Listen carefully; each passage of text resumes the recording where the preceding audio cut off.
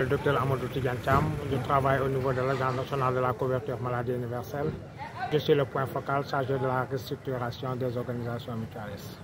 Nous sommes ici au niveau donc, de la préfecture d'Oussouye, dont l'objectif de cette rencontre, c'est quoi exactement? Oui, mais merci M. Mendy. L'objectif de la rencontre, c'était de partager à travers un CDD. Bon, non, allez-y.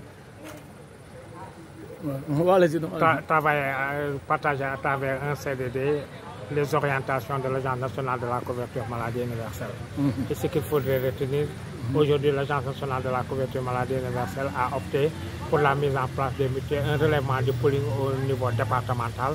Un relèvement du pooling au niveau départemental. Et puis ça va se concrétiser. Décortiquer un peu le mot, il est un peu scientifique. Oui, ça va le pooling départemental veut dire quoi? Ça va se concrétiser par la mise en place d'une grande mutuelle au niveau du département. Et cette mutuelle aura à charge de gérer l'ensemble des prestations des bénéficiaires au niveau des communes. Autrement dit, cette réforme consacrera la fin des mutuelles communales au profit d'une seule et unique mutuelle départementale. Oui, cette mutuelle va consacrer la mise en place d'une grande mutuelle qui va rayonner dans tout le département et qui va s'appuyer sur les mutuelles communales qui seront transformées en antennes pour le fonctionnement de ce dispositif. Bon, les soucis évoqués tout à l'heure ou tantôt durant la séance, c'est quand fera-t-on des gérants des mutuelles communales une fois la mutuelle départementale mise en place? Oui, que deviendra-t-elle? Il faut savoir que l'antenne communale qu'on va mettre en place aura des fonctions diverses. L'antenne départementale?